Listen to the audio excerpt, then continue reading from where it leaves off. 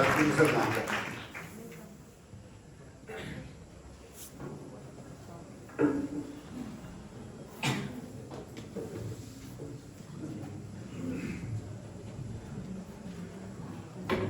श्रीमन्महागणाधिपतये नमः। अहये बुद्ध्याय नमो प्रज्ञाय नमो नमोस्तु गणपतये। आर्यायै भारत्यै नमो नमो विष्टरश्रवसे। जय जय जाप्य जय जय शब्द परस्तुति तत्पर विश्वनुते। झण झण झिम झम झिंकृत नूपुर छिंजित मोहित भूतपते। नटित नटार्ध नटी नट नायक नाटन नाटित नाट्य रते। जय जय हे महिषासुर मर्दिनि रम्य कपर्दिनि शैलसुते।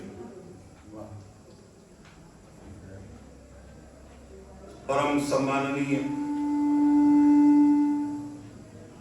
जवाहरलाल जी प्राचार्य एवं हम सबके संरक्षक, आयोजन समिति के संयोजक गोरास्या जी, दर्शन शास्त्र की परम विदुषी आदरणीय शोभा मिश्रा जी, डॉक्टर नीलिमा वर्मा जी, डॉक्टर रवि मिश्रा जी, डॉक्टर मृदुल चंद्र शुक्ल जी, डॉक्टर तिलकर जी, हमारे परम सुहृदवर डॉक्टर निमोले जी, हिंदी की विदुषी डॉक्टर सीमा बाला अबास्या जी, और हम सबके मार्गदर्शक जफर साहब, और सभी मेरे बैठे हुए जिनका मैं नाम नहीं ले सका हूं, उन सबको करबद्ध निवेदन करते हुए अपनी वाणी को प्रसारित करता। विषय अपने आप में बहुत गंभीर है। विद्यार्थी जीवन में नैतिक मूल्यों का योगदान। इसको हम 3 भागों में बांट लेते हैं। एक तो विद्यार्थी, दूसरा जीवन, तीसरा नैतिक मूल्य। तो योगदान अपने आप समझ में आएगा। विद्या की चर्चा होते समय हमारे यहां 2 प्रकार की विद्याओं की मीमांसा की जाती है, एक विद्या और एक अविद्या। विद्या का फल श्रेयस है और अविद्या का फल प्रेयस है। एक श्रुति वाक्य, मतलब वेदों का वाक्य आता है, अविद्या मृत्युम तीर्थवा विद्या मृतम अश्नुते।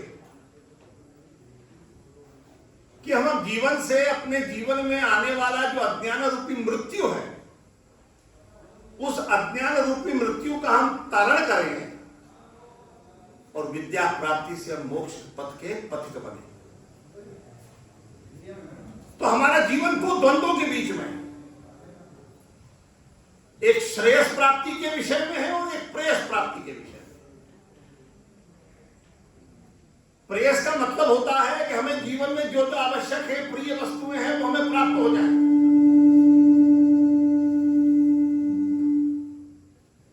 परंतु केवल प्रेयस वस्तुओं से जीवन नहीं चलता। जीवन में श्रेय भी आवश्यक है। तो हम जब विद्यार्थी बनते हैं तो इसका मतलब यह है कि हम अविद्या से विद्या की ओर जाने की यात्रा कर रहे हैं। विद्यार्थी का मतलब है जिज्ञासा। विद्यार्थी का अर्थ है पिपासा। विद्यार्थी का अर्थ है जिज्ञासा। विद्यार्थी का अर्थ है जिजुत्सा। विद्यार्थी का अर्थ है जिजीविषा। विद्यार्थी जानने के लिए आता है। विद्यार्थी ज्ञान की यात्रा का जिज्ञासु है, ज्ञान की यात्रा में चलना चाहता है। विद्यार्थी जीवन के संघर्षों का युजुत्सु है, योद्धा है, वो जीवन के संघर्ष को जीतना चाहता है। विद्यार्थी जीना चाहता है, परंतु कैसे जीना चाहता है? कुर्वन्नेवेह कर्माणि जिजीवेशे क्षतं समाः। वो कर्म करते हुए यहां पर 100 साल जीना चाहता है, और कर्म भी, थोड़ी सी बात कड़वी लगेगी पर थोड़ा सा उसको आप हृदयंगम कर लेंगे तो बहुत अच्छा लगेगा। हम जिनके वंशज हैं,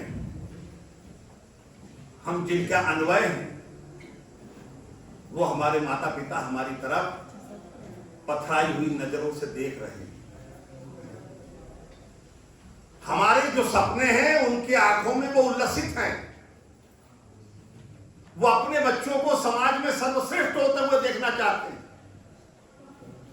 इसलिए आपको विद्यालयों में, महाविद्यालयों में भेजते हैं।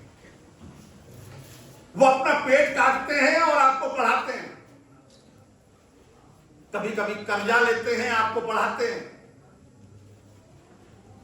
परंतु हमें अपना पुनरावलोकन भी करना चाहिए कि हम उनके सपनों का और हम उनके धन का सदुपयोग कर पा रहे हैं अथवा नहीं कर पा रहे।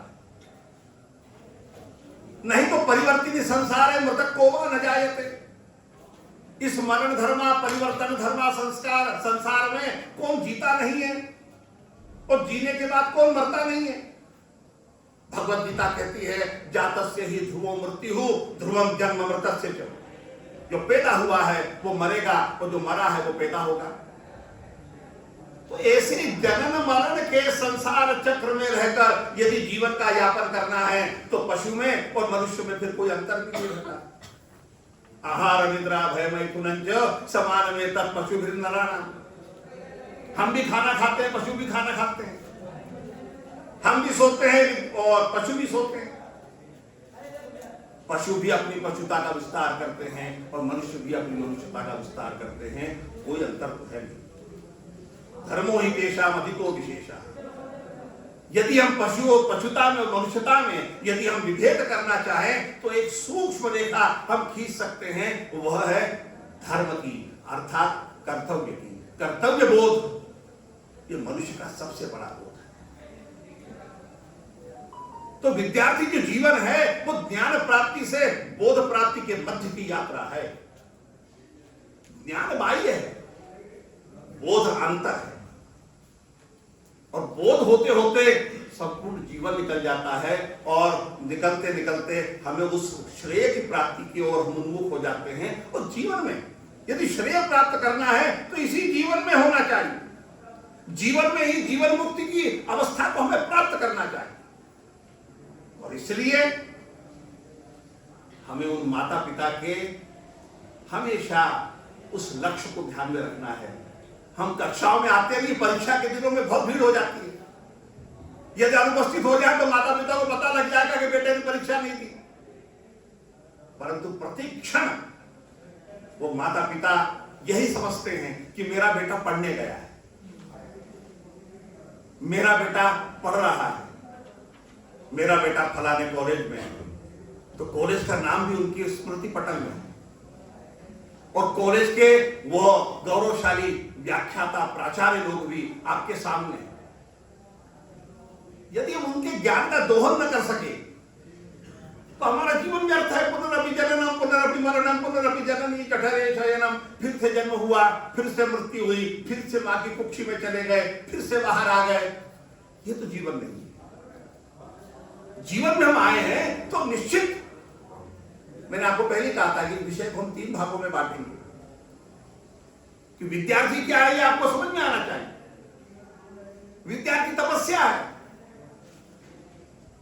इसलिए वाङ्मयम् तपोच्यते। वाङ्मय को तप कहा गया। हम जो अध्यापन कर रहे हैं तपस्या है। यहां अपनी फालतू की, आपने आपकी महत्वाकांक्षाओं की, अपनी वासनाओं की पूर्ति की अवस्था नहीं है। और इसीलिए उपनिषदों में जब समावर्तन होता है तो समावर्तन में एक उपदेश देता है और उपदेश में तो वो कहता है शिक्षक, यान्य अस्माकं सुचरितानि तानि त्वया उपासितव्यानि नो अन्यानि। शिक्षक है, शिक्षक भी पूर्णता की यात्रा पर और विद्यार्थी भी पूर्ण होने की इच्छा में है। ये मनुष्य है और मनुष्य योनि है, ये पूर्णता की यात्रा में है। हम कोई भी पूर्ण नहीं है। पूर्ण एकमात्र परम पिता परमेश्वर है, जो अकारण करुण है, करुणा वरुणालय है, जो अखंड है, जो सच्चिदानंद है, सतघन है, चितघन है, आनंद घन है, परमानंद कंद है। बस वही तो पूर्ण है और हम भी उसी पूर्णता की ओर, उस यात्रा में हम सहभागी हैं। तो पूर्णता की यात्रा में निश्चित हमें अपने अहंकार को चाटना होगा, काटना होगा, तोड़ना होगा, टूटना होगा। छोटे छोटे अहंकारों में हम पड़े रहते हैं और शिक्षकों से हम वैमनस्य कर लेते हैं और शिक्षकों के प्रति हमारी भावना, हमारी धारणाएं इतनी विपरीत हो जाती हैं कि हमें जो प्राप्त करना है, जो प्राप्तव्य है, उस प्राप्तव्य से बहुत दूर निकल जाते हैं। केवल डिग्री लेना हमारे जीवन का उद्देश्य नहीं है। हमारा जीवन का उद्देश्य है हम मनुष्य बने। यह नैतिकता का सबसे बड़ा उच्च शिखर है। यदि सच्चाई नहीं है हमारे लिए, यदि हमारे में सत्यता नहीं, तो हमारा जीवन कहां जाएगा?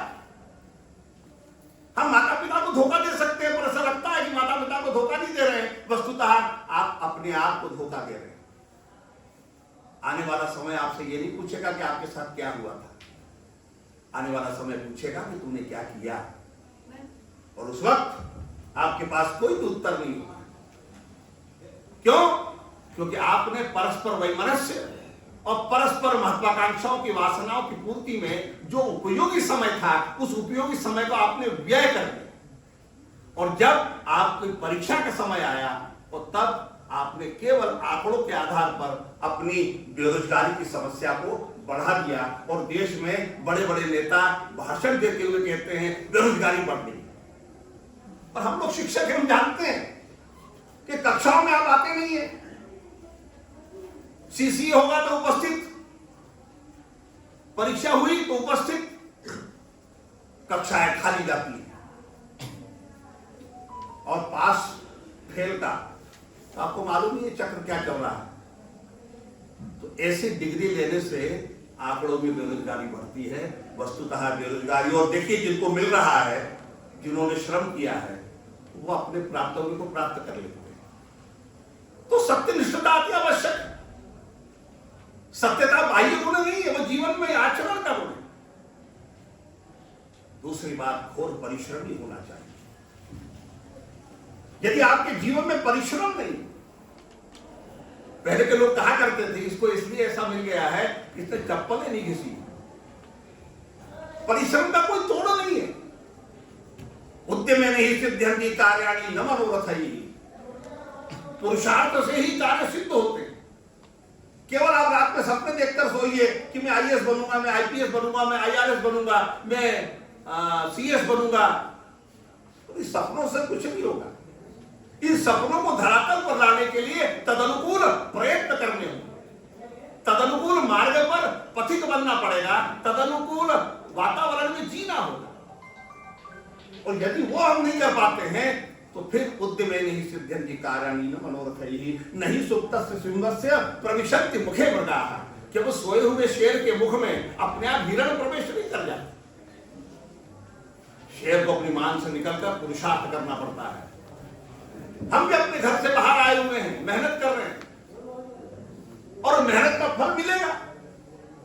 और हम मेहनत से ही चूक जाएंगे, श्रम नहीं करेंगे, तो कार्य हमारे हाथ में कभी भी हस्तगत नहीं हो सकता। क्योंकि आपके सामने जो श्रेणी बैठी है, जो आपकी शिक्षक की श्रेणी है, यहां तक पहुंचने के लिए उन्होंने आजीवन घोर परिश्रम किया है। इनके पास वो ज्ञान राशि है, वो बोध राशि है। उस बोध राशि को प्राप्त करने के लिए आपको भी उतना ही श्रम करना पड़ेगा। और जब श्रम करेंगे तो श्रम का फल हमेशा मीठा होगा। उद्योगिनम पुरुष सिंहमुपैति लक्ष्मी दैवेन देयमितिका पुरुषा वदन्ति। नीतिकार कहते हैं कि उद्योगी मनुष्य को ही विजय लक्ष्मी स्वयं उसको ढूंढकर उसका वर्ण कर लेती है, उसका अंगीकार कर लेती है, पर उसका पहली शर्त है कि उसको उद्योगी रहना अति आवश्यक है।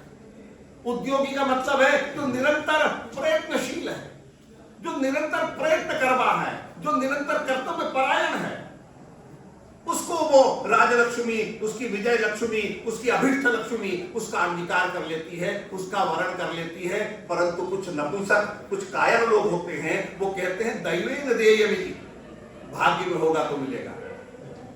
अरे भाग्य तो हमारे कर्मों का ही संचित फल है, भाग्य अलग से कोई वस्तु नहीं है, हमारे कर्मों का संचित फल, उसी का नाम भाग्य है। और यदि हम उस भाग्य के ही सहारे रहेंगे तो फिर हम अपने प्राप्तव्य को प्राप्त नहीं कर सकते। हमें अपने प्राप्तव्य को प्राप्त करना है तो हमें निश्चित घोर परिश्रम करना पड़ेगा, और घोर परिश्रम करेंगे तो निश्चित हमको वो सब कुछ प्राप्त हो सकता है। हस्ता मलकवत, हाथ में रखे हुए जैसे आंवले का फल होता है, जैसे उस तरह से हमें वस्तुएं प्राप्त होती हैं। कोई किशोर चौहान है, उसके पापा की तबीयत खराब है, वो हॉस्पिटल ले जाया जा रहा जाएगा।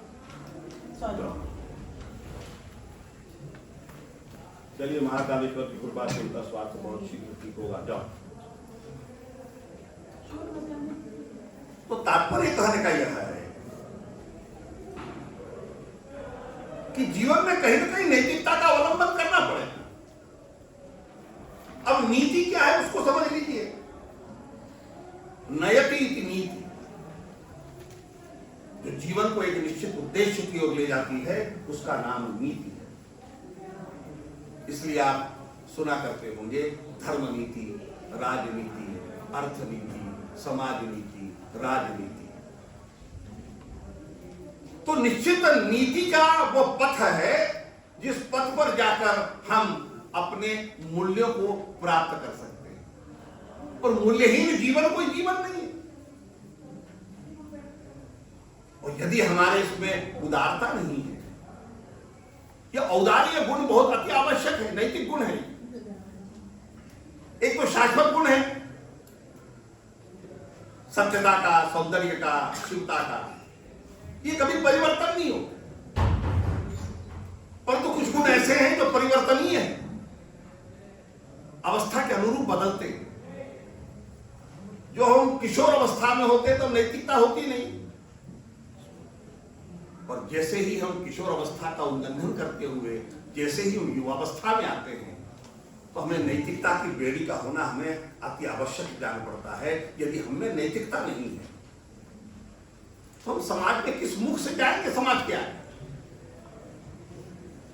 हमें ब्रह्मचर्य का पालन करना ही पड़ेगा। ब्रह्मचर्य अति आवश्यक है। ब्रह्मचर्य का मतलब वही नहीं है जो आप लोग समझते हैं। ब्रह्मचर्य होता है मनसा वाचा कर्मणा। हम ऐसी कोई बात नहीं करेंगे, हम ऐसी कोई बातें नहीं सुनेंगे, ऐसे हम कोई आचरण नहीं करेंगे जिससे हमारा मस्तिष्क में विचलन हो।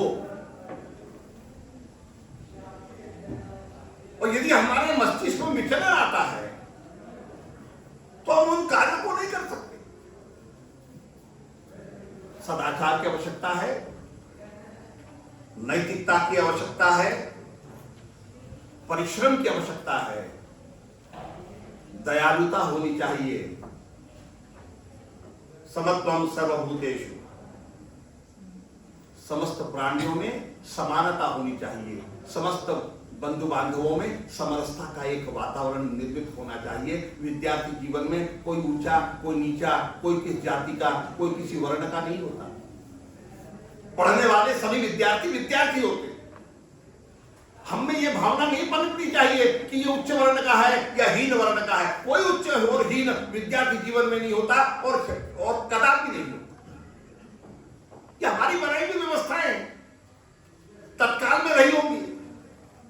तत्कालीन व्यवस्थाओं का कोई औचित्य नहीं।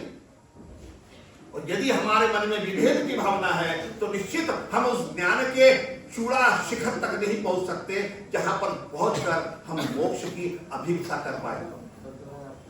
मोक्ष की अभिक्षा प्राप्त करनी है तो हमें समरसता में रहना होगा। हमारे उपनिषद कहते हैं विदुषी बैठी हैं दर्शन की।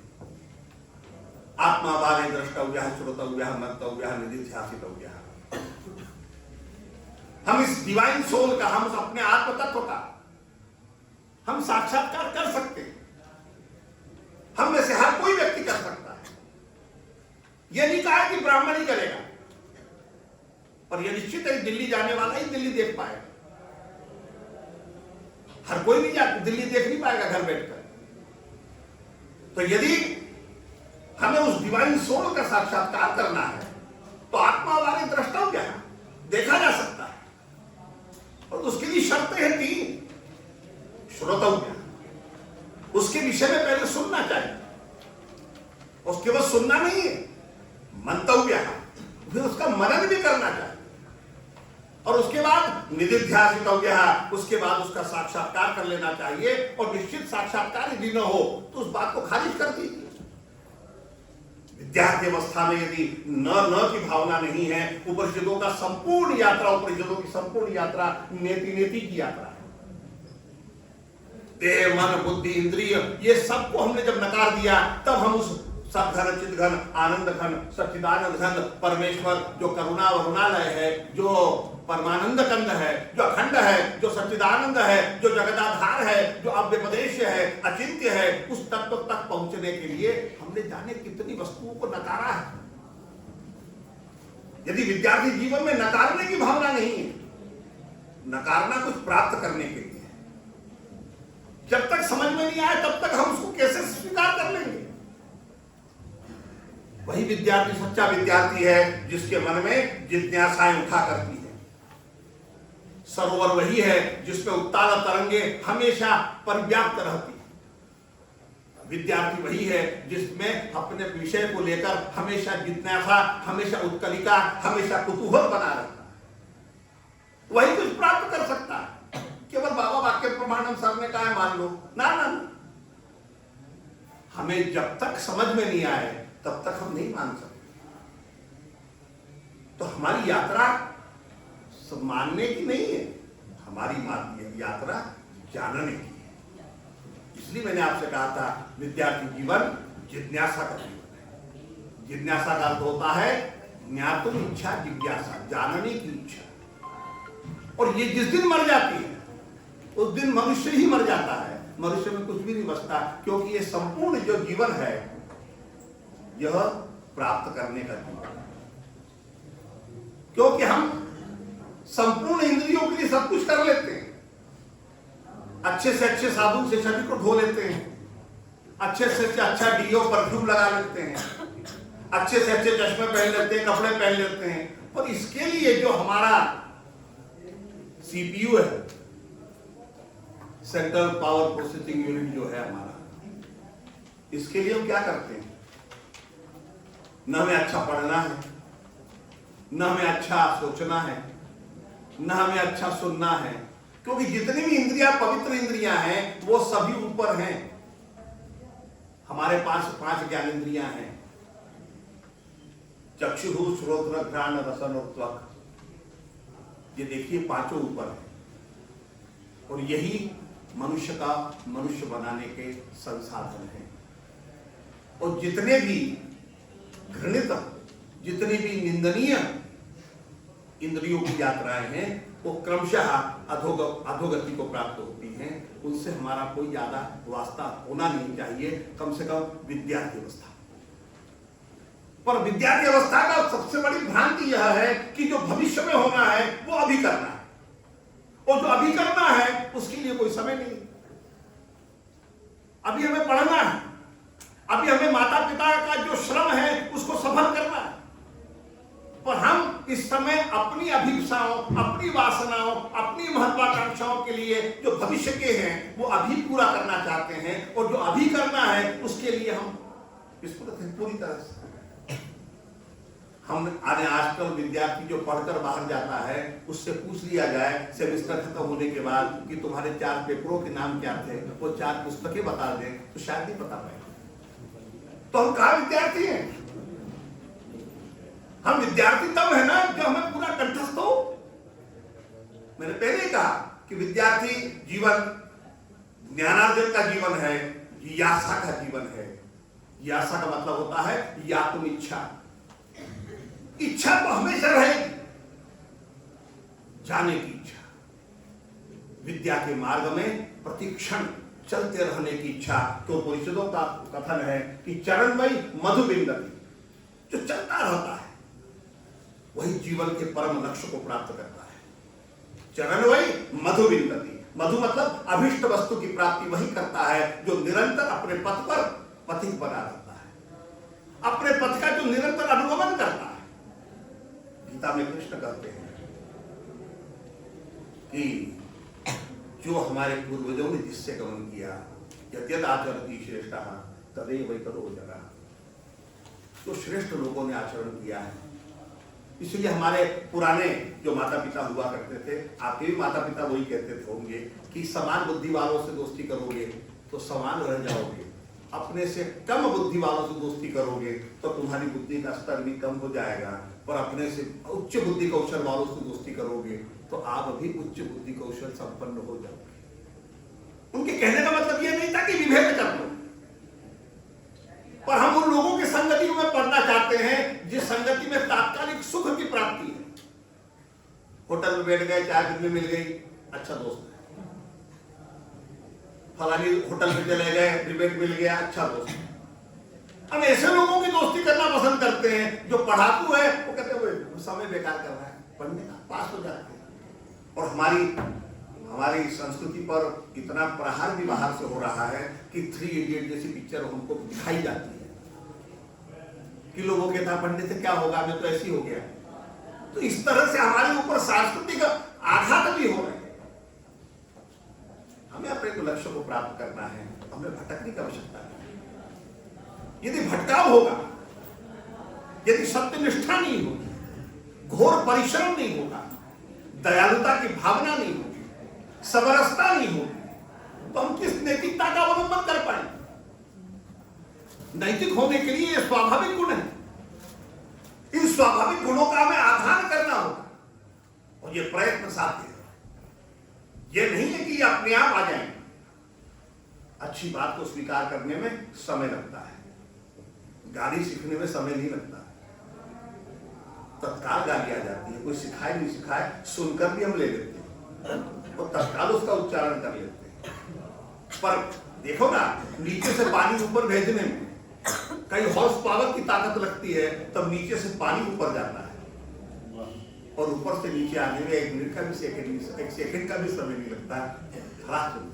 तो अधःपतन होने में बहुत समय नहीं लगता है, परंतु जीवन के शीर्ष पर पहुंचने के लिए बहुत श्रम करना पड़ता है, और श्रम करोगे तो श्रम का फल मिलेगा, अन्यथा आपके हाथ में है। कबीर का एक बहुत सुंदर सा दोहा है कि ये तन ठाट तबूरे का, ऐच तार मरोड़त फूटी, निकसत राग हुजूरे का, और टूटे तार बिखर गई खूटी, हो गया धूरम धूरे का। प्रभु जी ये तन ठाट तबूरे का, ये तो शरीर तानपुरे जैसा है। यदि उसकी खूटियां ढंग से ऐठी गई तो तदनुकूल शब्द ऋषभ गांधार में वो अपना खनन करेगा। उसी प्रकार यदि जीवन में अनुशासन है, नैतिकता है, यदि मूल्यों का हमने आधान किया हुआ है, यदि हमने अपने जीवन को मूल्यों के मूल्य पर कसा है, तो वह यह जीवन सुरभित होगा।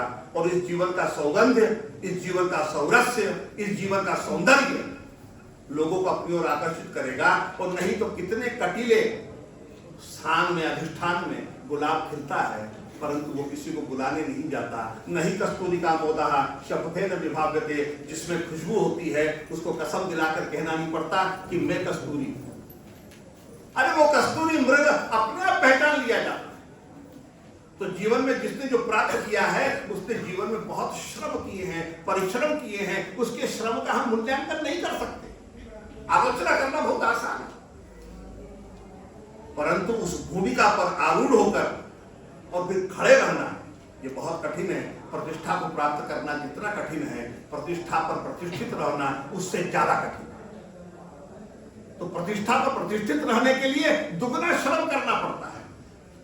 तो इसलिए मेरा आपसे निवेदन है कि दयालुता, समरसता, घोर परिश्रम सत्यनिष्ठा ये जीवन में होनी चाहिए। और यदि जीवन इन नैतिकता का अवलंबन किए बिना रहता है तो मुझे नहीं लगता कि हम जीवन में रहकर कुछ प्राप्त कर पाएंगे, क्योंकि विद्यार्थी जीवन है। क्योंकि ये कहा जाता है कि एक पत्थर है और ये सब लोग शिल्पकार बैठे हुए हैं, उस पत्थर से वही मूर्ति निकल सकती है। आज राम लल्ला जी विराजित हो गए हैं अयोध्या में और आज उस मूर्ति की चर्चा संपूर्ण विश्व कर रहा है। कोई कहता है बोल रही है, कोई कहता है उसकी आंखों में देखो सागर भरा हुआ है, कोई कहता है कितने प्रांजल है, कितना, परंतु उस पत्थर ने कितने कष्ट सहे हैं, उस शिल्पकार की छेनी हथौड़ी को कितना सहा है। आज शिक्षक हमको कुछ कह दे तो हम उसके घर चले जाते हैं, नहीं तो हम फोन लगा देते हैं और अन्यथा हम कक्षा में आने ही बंद कर देते हैं। परंतु यदि वो पत्थर हट जाता कि मैं रामलला नहीं बनूंगा, तो वो क्या कर लेता शिल्पकार। परंतु शिल्पकार के सम्मुख वो पत्थर वर्षों पड़ा रहा और लगातार छेनी हथौड़ी अपने अवगुणों को अपने से हटाता रहा और तब कहीं जाकर हजारों वर्षों के लिए वह प्रतिमा प्रणम्य हो गई। जीवन में ये सब कहना पड़ेगा। और इसलिए उपनिषद कहते हैं बुद्ध्वा कर्माणि चारते, कर्म करना बहुत आसान है, पर कर्म की परिणति का पहले विचार करके फिर कर्म करना अत्यंत कठिन है। तो हम पहले कर्मों की परिणति को जानते नहीं है। उपनिषदकार ने और दर्शन विदुषी बैठी हैं कि कर्म कौन सा श्रेष्ठ है। आज मोबाइल बंद करो, ये कौन बजाता बार बार। इतना कहा जाने के बाद भी आप बिल्कुल कि अच्छी बात। तो कर्तव्य की, कर्म की, कर्म कैसा होना चाहिए। एक मीमांसा दर्शन है जिसके प्रणेता महर्षि जैमिनी हैं और उस मीमांसा दर्शन की व्याख्या करते हुए कुमारी भट्टपाद कहते हैं कि कर्म कैसा होना चाहिए। फलतो भी कर्म नानर्थे नानुबद्धते केवल प्रीति हेतुत्वात् धर्म जीवियते। धर्म का मतलब पूजा पाठ नहीं है, धर्म का मतलब होता है कर्तव्य। कर्तव्य मतलब कर्तुम उचितम कर्म तत् कर्तव्य, जो करने योग्य होता है वह कर्तव्य होता है। तो कर्तव्य कैसा होना चाहिए, तो वो कह रहा है कि ऐसी क्रिया जिसको करने से न तो कर्ता तो कष्ट हो, ऐसी क्रिया जिसको करने से जिस परिवेश में वो क्रिया संपन्न हो रही है उस परिवेश को कष्ट न हो, ऐसी क्रिया जिसका फल कर्ता के लिए कष्टकारक न हो, ऐसी क्रिया जिसका फल परिवेश के लिए कष्टकारक न हो, बस वही कर्म श्रेष्ठ कर्म है। और वही कर्म प्रीति देने वाला है, मतलब संतोष देने वाला है, मतलब परम सुख को देने वाला है, मतलब आपको सच्चिदानंद के करीब लाने वाला है, मतलब सच्चिदानंद स्वरूप करने वाला है। उस कर्म का हमको अवलंबन करना चाहिए। परंतु हम ये भूल जाते हैं कि हम जो कर रहे हैं, डीजे बजा रहे हैं जोर जोर से, कहां की नैतिकता है। रामायण आपके घर में हो रही भाई, बगल में हार्ट का मरीज है, बगल में घोर एक प्राणी बेचारा ऐसा है जिसको ये आपका जो ध्वनि प्रदूषण है वो सहन नहीं हो पाता, और आप डीजे बजाकर सुंदरकांड किसको सुनाना चाह रहे हैं। आपको पूजा पाठ करनी है, घर पे करो, आनंद से करो। अरे एक बाह्याकाश है, एक दहराकाश है। दहराकाश मतलब अपना हृदयाकाश, इस हृदयाकाश में ध्वनित करो। तो ऐसा कर्म जो बगल में बेचारा हार्ट का मरीज है वो मर गया और आपका सुंदरकांड खत्म नहीं हुआ, उसमें दाह संस्कार की तैयारी हो रही है, ऐसा सुंदरकांड किस काम आएगा। तो कुछ तो नैतिकता जीवन में अवलंबन करना पड़ेगा। तो इन सब नैतिक मूल्यों का यदि जीवन में आधार करते हैं तो मुझे लगता है कि ऐसा जीवन निश्चित। किसी महान कवि की कविता भी थी कि नर हो न निराश करो मन को, जग में रहकर कुछ काम करो, कुछ नाम करो, नर हो न निराश करो मन को। इन्हीं शब्दों के साथ मैं अपनी वाणी को विराम देता हूं।